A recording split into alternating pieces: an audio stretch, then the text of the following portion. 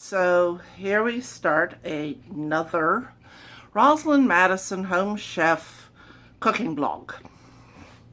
So today's meal is the Farmhouse Chicken. Looks pretty good, doesn't it?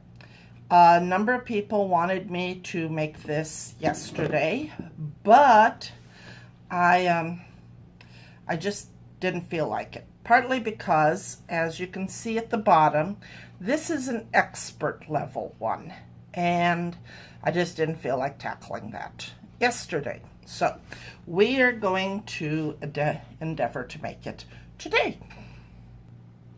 All right, the things I need to provide: the olive oil, of course, the salt, the pepper, a colander, 2 small pans,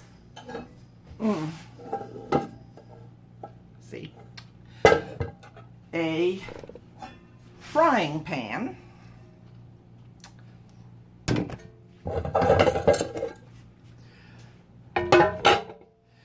two mixing bowls. In this case, one of them's going to be kind of low and one of them's going to be kind of deep.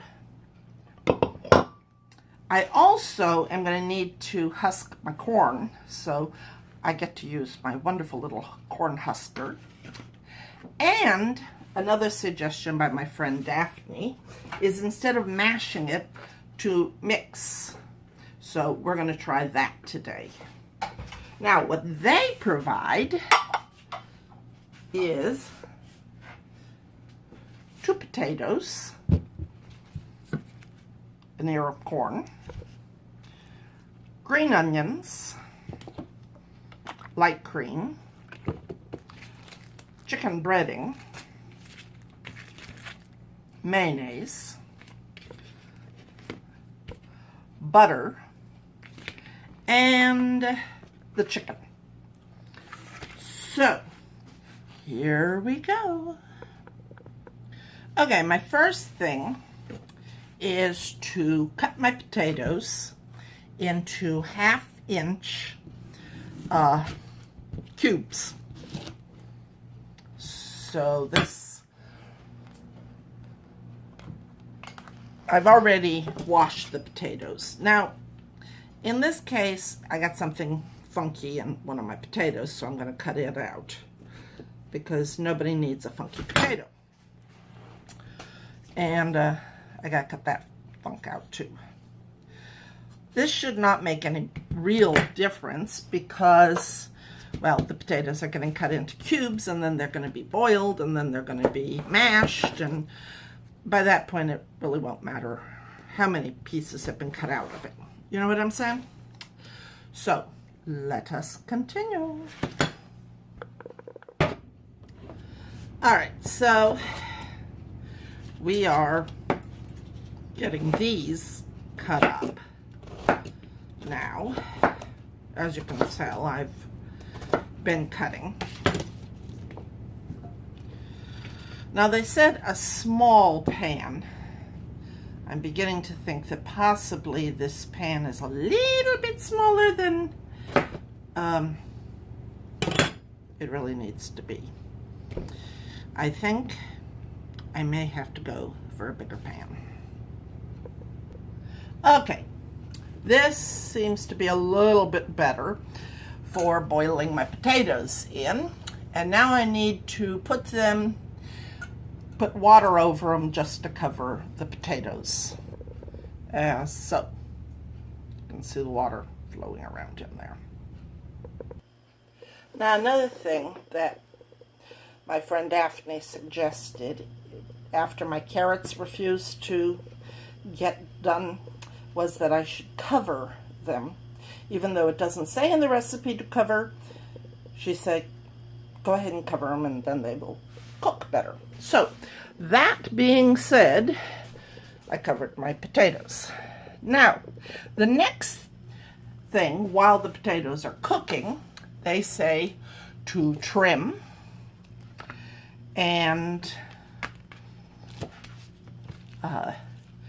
do the green onions.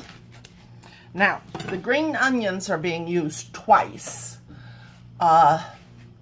partly for the chicken and partly for the gravy. So, they say cut it at an angle, which I'm like, okay, these guys don't always cooperate with the whole angle thing, but hey, I'll give it a shot. So here we go with the angling. So we are continuing to try and cut these thin, but at an angle. And you will note that I have now paper plates, well, not paper plates, but styrofoam. I'm definitely going to be drummed out of the Protect the Planet. So I have little bowls anyway that can be thrown away because, get off of that. I may have to end up going to paper just because my guilty conscience will start getting to me otherwise. But I'm putting my onions in 2 bowls so that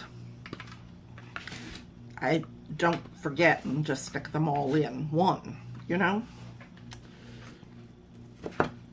One, so here we go. Come on, guys. Work with me here. With me. All right, so I have a pinch for garnishing my meal afterwards, and I have the main body of them to be added to the gravy. So now it's time to move on to pulling the husk off of the corn here. Now, husking corn is fun as long as you don't have to do it a lot. If you have to husk corn a lot, it just isn't fun at all. I used to help my grandmother, and because my grandmother believed that any meal that did not involve several courses and like filling an entire banquet table full of food was not a real meal, a lot of corn had to be husked in that process. So, and then cut off the end here.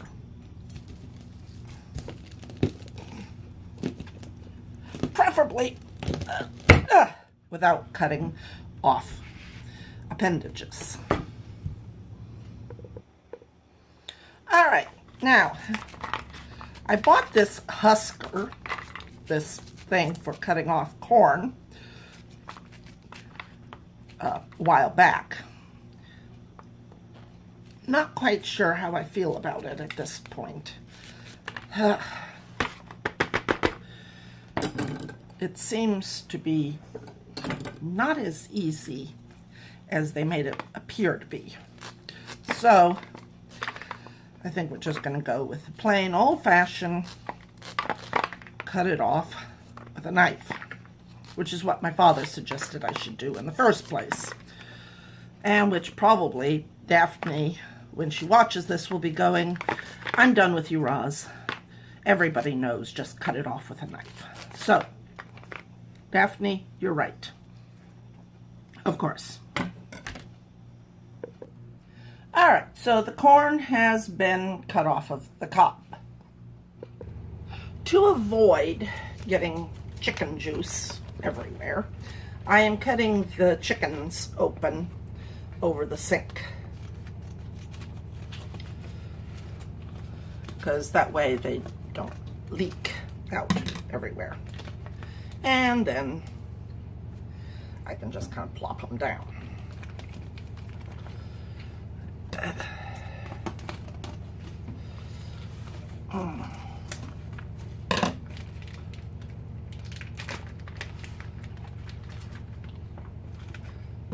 There we go. And now to discard my plastic.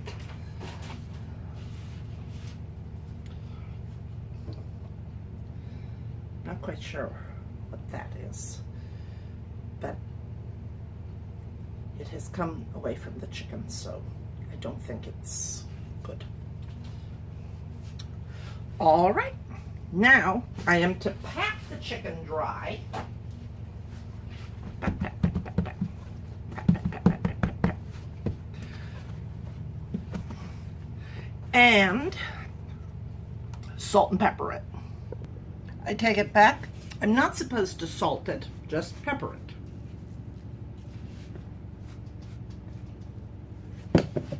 All right. And turn you over. Okay, so now it's been peppered. All right, so my chicken came with actually canola oil. Remember I showed you that before. And it says to heat the canola oil in a medium pan over medium heat.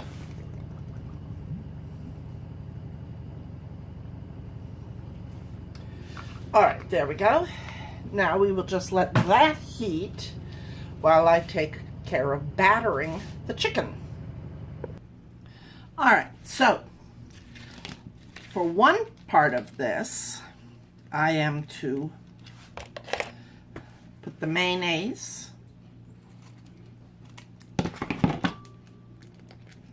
in one of the mixing bowls.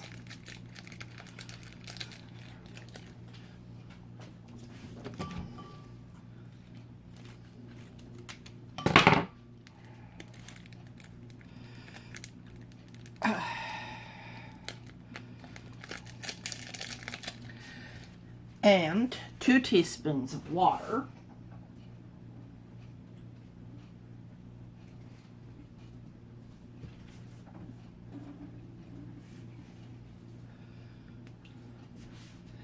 And mix.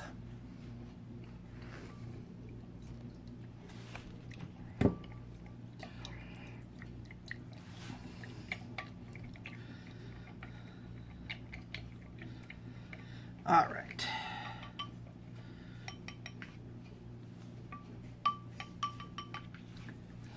And then in the other bowl, put the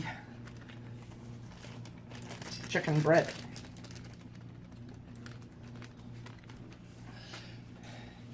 It says to dip the chicken in the mayonnaise and water mixture, then in the chicken breading, coating completely and shaking off the excess, and placing on a plate, which in this case is going to be a paper plate.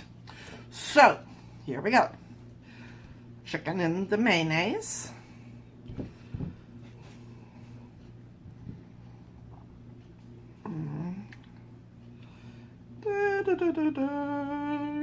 Okay. And chicken in breading. Get in there. La, la, la, la, la. Get you well and truly covered.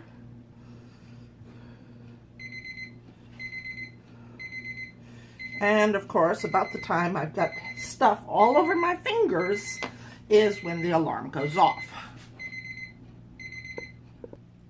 All right, so now I add 1/4 of the cream,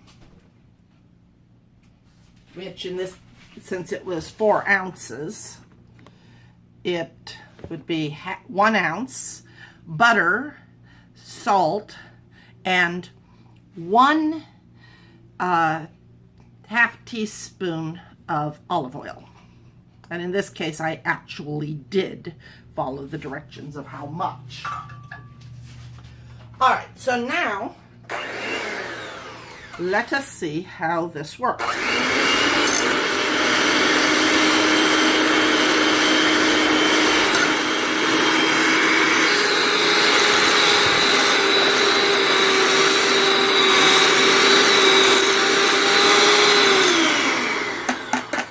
Gotta admit, seems to have worked pretty good. Thank you again, Daphne. All right, now this needs to be put to the side to be kept warm. And in this case, because I don't have a warming oven per se, I use my oven and I stick it in the oven, and since my oven will only go down to 170, it keeps it warm in there so it doesn't get cold. All right, so now my chicken, as you can see, has been covered.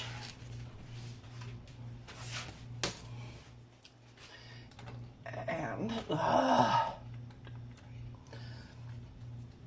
so now I am to cook the chicken.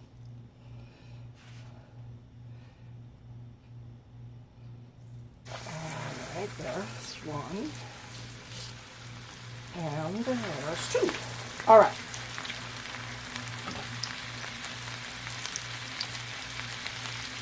So it cooks for about 3 minutes on one side and then 3 minutes on the other side, and then you turn it over again.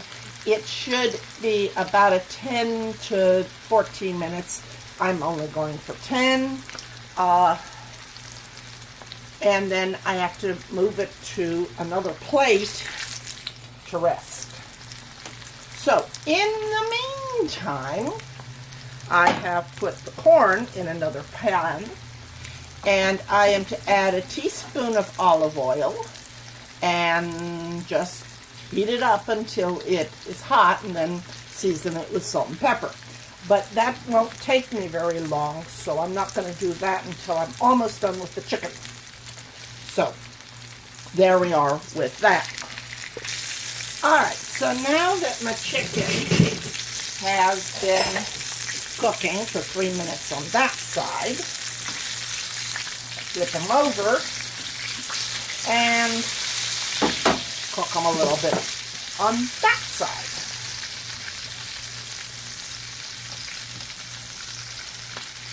So here we are with pretty good chicken. Alright, so now turn them over again, this time for only 2 minutes. Because 2 minutes on each side, and that will equal my 10 minutes. Meanwhile, my corn is over here, getting warm. And now that it's warm, now I can put it in the oven to keep warm too. And now I'll make the salad. So, back a little bit. Now, the chunks of watermelon, when they come from the store, tend to be on the big side. Now, I know some of you are going, well, why not just buy a big watermelon? Well, because unfortunately, too many times, the big watermelon dies before I get a chance to eat it all. And I'm just, you know, I just go ahead and get me a container of watermelon, and then I've got it, and, you know, it serves my needs. Now, it has been pointed out to me that salad is made of lettuce and other things like that, not fruit. I disagree. Salad can be pretty much anything that's on the side. It can be made of fruit, a fruit salad, as in my case. It can be made of cabbage, as in coleslaw, and it can be made of lettuce, as in your typical tossed salads.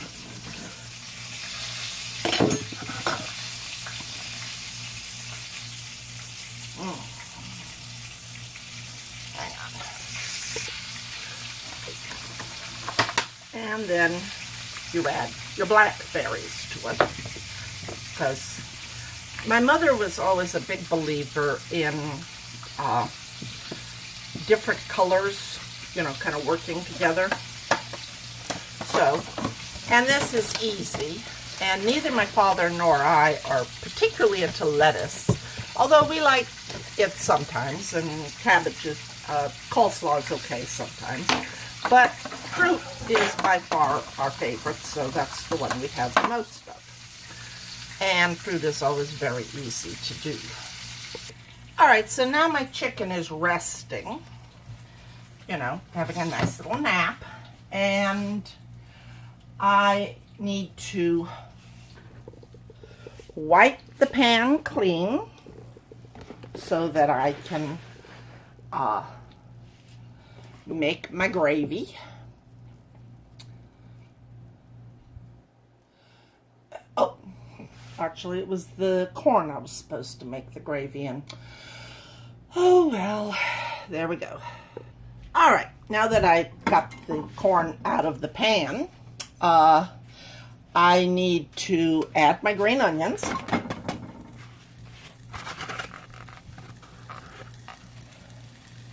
I need to, I saved my pinch, my cream.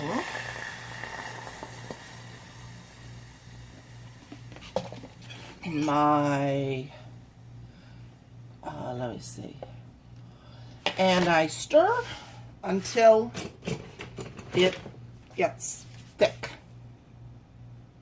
Okay, so.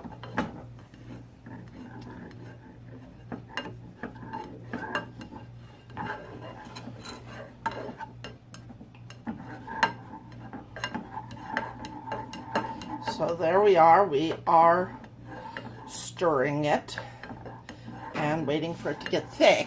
And once it gets thick, then I will add the remainder of the butter, a pinch of pepper, and then I will put it all together.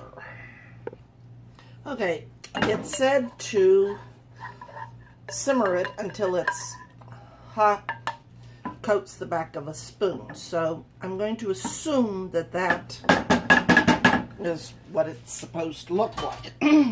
So let us get it all done.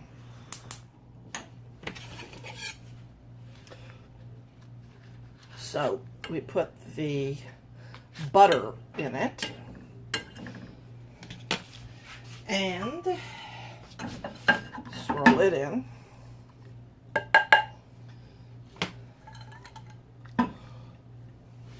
So you are swirled.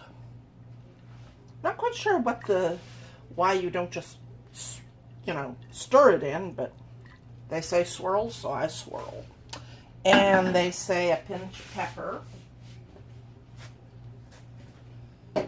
So, pinch of pepper, buttered, swirled, and I do believe we are good to go. To a given value of good to go. Let's put this together. All right, so it says to plate it as in the picture, except that they have the corn in a little bowl, and I'm not quite sure why they do that. But I'm going to put a little corn here, a little corn there, and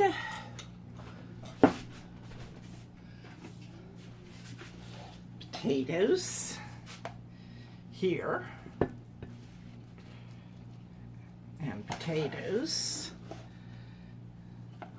here. I'm going to give my dad a little bit more potatoes because he likes potatoes a lot. Now, I was kind of puzzled why they didn't have me peel the potatoes, because it just seems to me like you would want to peel the potatoes. But I have heard that, you know, a lot of the vitamins are in the potato peels,